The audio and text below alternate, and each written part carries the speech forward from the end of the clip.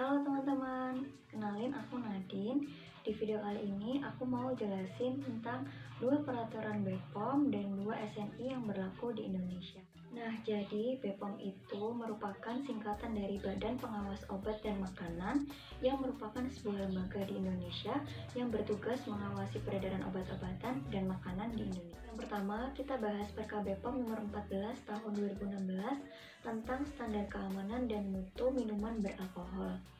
Minuman beralkohol merupakan minuman yang mengandung etil alkohol atau etanol yang diproses dari bahan hasil pertanian yang mengandung karbohidrat melalui proses fermentasi dan destilasi atau proses fermentasi tanpa destilasi. Dan keamanan pangan yang dimaksud meliputi batas maksimum metanol tidak lebih dari 0,01% dari volume produk.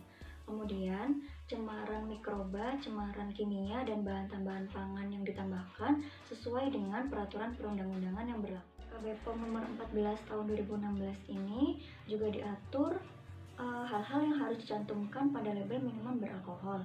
Yang pertama, tulisan minuman beralkohol dan nama jenis sesuai dengan kategori pangan. Yang kedua, tulisan di bawah usia 21 tahun dan wanita hamil dilarang minum. Yang ketiga, tulisan mengandung alkohol sebesar berapa persen dari volume produk. Salah satu contohnya ini pada pir, di mana pir harus mengandung kadar etanol sekitar 0,5 hingga 8% dan kadar metanol yang tidak boleh lebih dari 0,01%. Yang kedua, kita bahas Perka BPOM nomor 31 tahun 2018 tentang label pangan olahan. Label pangan olahan merupakan keterangan mengenai pangan olahan yang berbentuk gambar, tulisan, atau kombinasi keduanya, atau bentuk lain yang disertakan pada pangan olahan, dimasukkan ke dalam, ditempelkan pada, atau merupakan kemasan pangan. Ketentuan label pangan olahan meliputi yang pertama, label wajib sesuai dengan label yang disetujui pada saat izin edar. Yang kedua, label wajib dicantumkan pada bagian kemasan pangan yang mudah dilihat dan dibaca.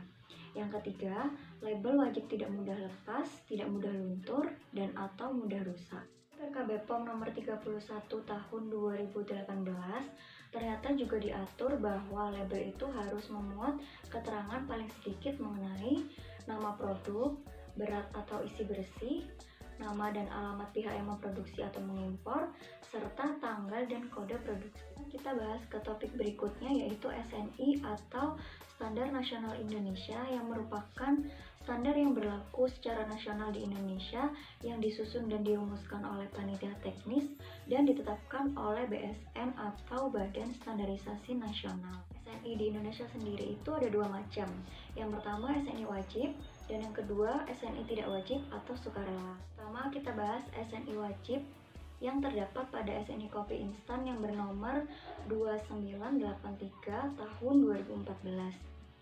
SNI Kopi Instan ini merupakan revisi dari SNI nomor 012983 tahun 1992. Instan sendiri merupakan produk kopi berbentuk serbuk atau granula atau flat yang diperoleh dari proses pemisahan biji kopi tanpa dicampur dengan bahan lain yang telah melalui proses sangrai, giling, diekstrak dengan air, dikeringkan melalui proses spray drying atau freeze drying atau fish bed drying menjadi produk yang mudah larut dalam air. Syarat mutu kopi instan yang tercantum pada SNI dapat dilihat pada tabel di samping. Kedua, kita bahas SNI dari bihun jagung yang merupakan SNI tidak wajib atau sukarela yang memiliki nomor 7621 tahun 2010 merupakan produk makanan kering yang dibuat dari pati jagung dengan atau tanpa penambahan bahan pangan lain dan bahan tambahan pangan. Untuk syarat mutu bihun jagung menurut SNI dapat dilihat pada tabel di samping. Nah, setelah mengetahui dua jenis SNI yang berlaku di Indonesia, yaitu SNI wajib dan SNI tidak wajib atau sukarela, di sini teman-teman nggak perlu khawatir kalau misalkan produk pangan yang teman-teman temui itu ternyata tidak berlogo SNI, karena banyak produk pangan yang beredar di masyarakat itu merupakan SNI yang tidak wajib atau SNI yang bersifat sukarela. Hal ini bertujuan untuk meningkatkan persaingan yang sehat, meningkatkan inovasi yang diciptakan oleh masyarakat, dan meningkatkan perkembangan UKM. Mungkin cukup sekian penjelasanku tentang Perka BPOM dan SNI yang berlaku di Indonesia. Terima kasih sudah menonton, semoga bermanfaat.